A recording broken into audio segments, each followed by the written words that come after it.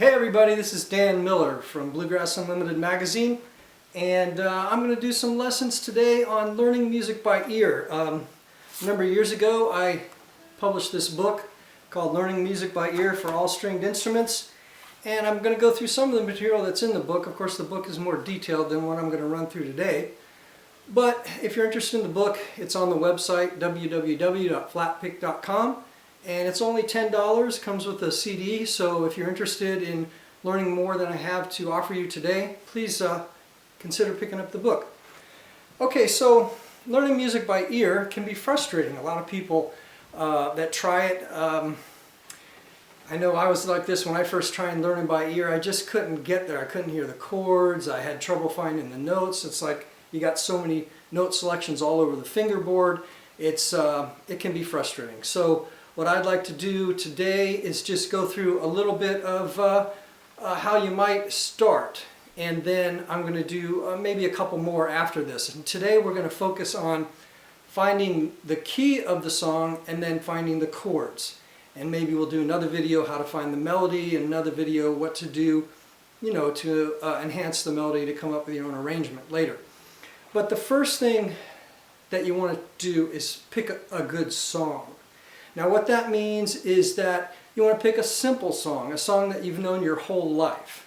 Because if you were to start with Whiskey Before Breakfast or Blackberry Blossom or something like that, they're just a little bit more dense in melody and complicated in chord changes for you to start with. You want to take baby steps at the beginning.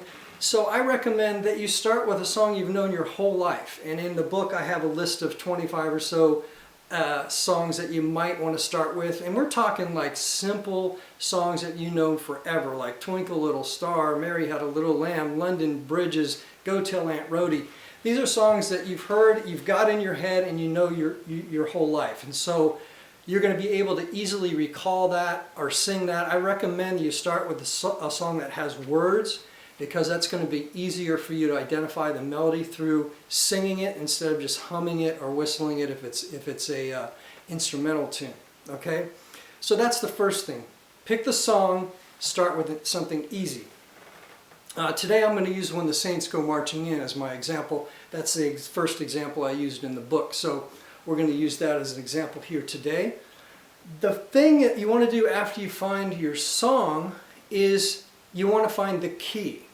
Okay, now you could start to sing and strum through chords until you found something that sounds good.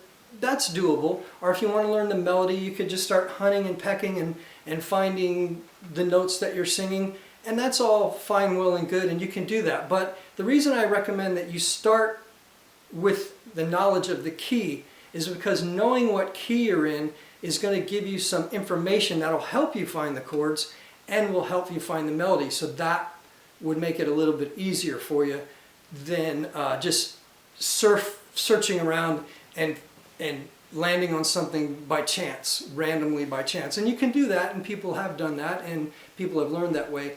But I'm going to recommend you start with identifying the key. Now, how do you do that?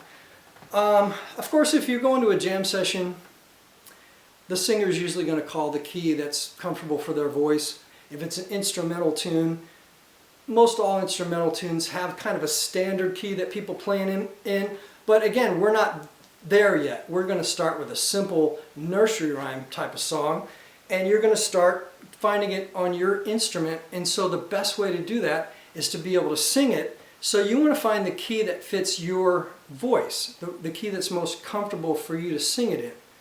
Well, how do you do that? 95% of the time, the last note you sing in the song is going to be the root note of the key. Now there are exceptions, like every rule I talk about on this video or in my book, there's always exceptions to every rule. If the song modulates in the middle of the song, the last word's not going to be the key you started in, obviously. Or if you do if it's a modal tune, sometimes you won't have this as something you can rely on. However, most of the time, especially for these simple songs, this is going to be the case. The last note that you sing is going to be the note that's going to define the key. It's going to be the root note of the key. So I just want to take my song I choose, like this time it's When the Saints Go Marching In. I'm going to sing it without my instrument, and I'm going to see what note that last word in the lyric, what note I'm singing. So I would start, oh, when the saints go marching in, oh, when the saints go marching in, oh, I want to be in that number when the saints go marching in. So it's that note, in, when the saints go marching in. That's going to help me define my key. So how do I know what note that is?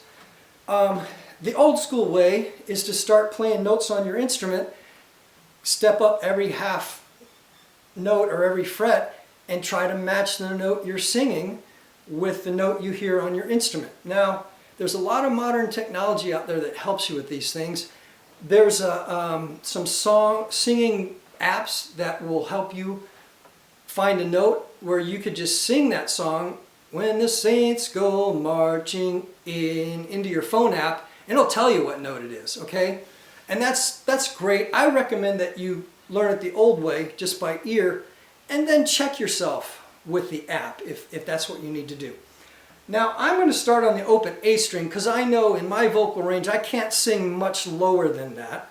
And your apps will also tell you your vocal range. I have a singing app that you sing the lowest note you can sing into it, and then the highest note, it'll tell you what your vocal range is. But I kind of know that I can't go much lower than that, so it's going to be somewhere not much, higher than that, so that's where I'm going to start. So again, I'm going to go, when the saints go marching in, and I check the A note. In, no, in, in, in, in, in, in. That's kind of it, right in that range. In. I'm kind of hearing the match there. So I'm somewhere around a C sharp D range, and so since D is a much easier key for people than C sharp, I'm going to go with D, in, okay?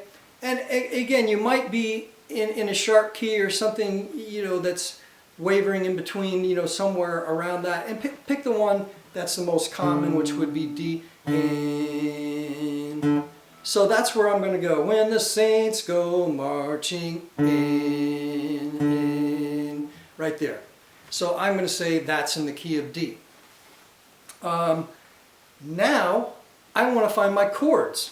Again, knowing it's in the key of D, number one, for a simple song, you're going to know that all the notes of that melody are going to be in the scale of that key. So if you know your D scale, hey, you only got 7 notes to choose from.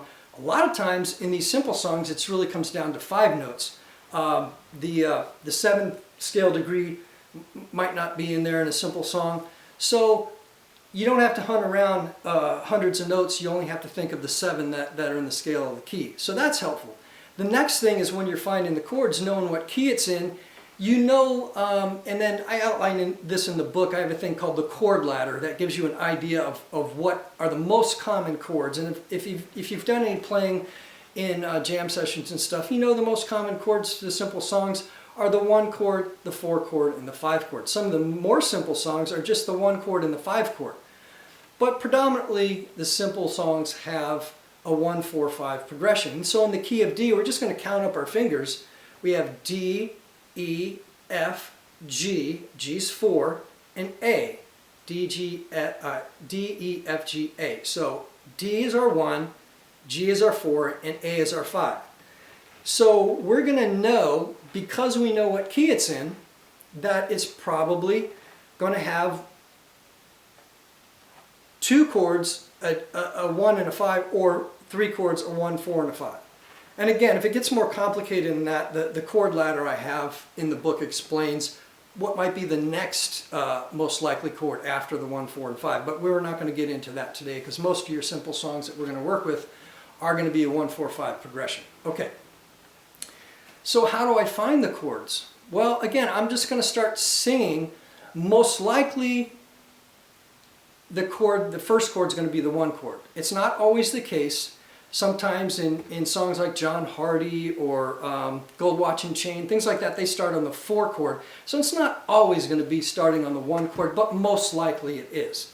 Now the next thing I want to identify is if there's pickup notes, because the pickup notes won't have any chords played behind them. You start the chord on the downbeat of the first measure.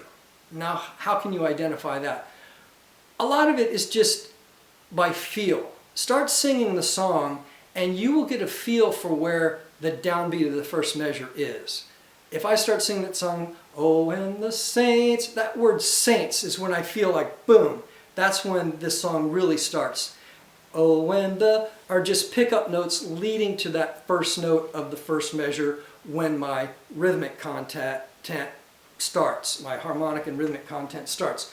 So, oh, when the saints, right when I get to that note, that's when I start my rhythm. So I'm just going to try the D chord and see if that works. Oh, when the saints, saints, so that sounds good to me. I'm going to say that we're going to start on the D chord here. Oh, when the saints. So what do I do now? I'm going to just keep playing that D chord and singing my song until something sounds off. Oh, when the saints go marching in. Oh, when the saints go marching in. And that word "in," it just didn't sound good to me. So I must need to change chords. Why do we need to change chords? The way melody and harmony work together is that all the way up to that point, at the top of every measure, the melody note was a note that was in the D chord, one of the 3 notes of the D chord. When I hit that next word "in," the melody changed to a note that was outside of the D chord. And so I have to change chords to match that note in the chord, so that I'll change to a chord that matches that melody note, and that'll sound like it fits. We're going to use that information to our advantage when we start finding the melody, because that's going to help us. We can narrow our prospective note choices from 7 down to 3 when we know that where those chord changes are. So on that word "in," I know I'm going to need to change my chord. Now I know the most likely chords are either the 4 or the 5. So let's try the 4. Oh, when the saints go marching in. Oh, when the saints go marching in. That doesn't sound that great. Let me try going to the 5 chord, see if that sounds better. Oh, when the saints go marching in. Oh, when the saints go marching in. That sounds better. So I know on that word "in," I'm going to change to the A chord or the 5 chord. Now, I'm just going to keep playing on that chord and singing until it sounds like something needs to change. Saints go marching in. Oh, when the saints go marching in. Oh, I want. That word "want" sounds like it doesn't fit. So I can either go back to the 1 or to the 4. Let me try going back to the 1, because most likely when you're on the 5 chord, it changes back to the 1. Again, not every time, but that's most likely. The 5 wants to go back to the 1. Oh, when the saints go marching in. Oh, when the saints go marching in. Oh, I want to be. That sounds like it fits there. And these little rules that I give you in this video are all outlined in the book and more to help you ease your way into this, so that you have some guidelines that will help you make your choices. Okay, so let's go from there. When the saints go marching in. Oh, when the saints go marching in. Oh, I want to be in that number. That doesn't sound good at all. On that word "number," we're going to have to change somewhere. Let's try the 4 again. Oh, when the saints go marching in. Oh, when the saints go marching in. Oh, I want to be in that number. that sounds like it fits. Number goes to the G chord or the 4 chord. So let's keep going. When want to be in that number, when the saints, again that word saints sounds like we need to change. Let's go back to the one. I want to be in that number, when the saints go, that sounds like it fits. Let's keep going. Want to be in that number, when the saints go march. Yeah, that word march sounds like it's going to change. Now I'm getting towards the end of the song here, and I know a lot of times, this is another kind of rule, towards the end, if there's going to be a change towards the end, it's probably going to go to the 5 chord, and then at the very end it's going to go back to the 1 chord. So let me try that out. I want to be in that number, when the saints go marching. And my last word I know is that D note in, going back to that D chord. So now we have, when the saints go marching in, oh, when the saints go marching in, oh, I want to be in that number, when the saints go marching in. Alright, so we figured out the chord progression to when the saints go marching in. What I recommend is that you write out the lyrics on a piece of paper, and then you mark those words as you're figuring it out. Put the chord that you figured out above the word that you changed on. Have that written down. Practice through it. Make sure it sounds good all the way through, that it sounds good to your ear. And then when the next step, which is starting to find the melody of the song, knowing where the chords change is going to give you some clues to help you more easily figure out the melody. So that's why I recommend you find the key. Knowing the key is going to help you find the chords. Knowing the chords is going to help you find the melody. Also, knowledge of the key will help you find that melody. So that's why I recommend simple song, find the key, find the chords, then find your melody.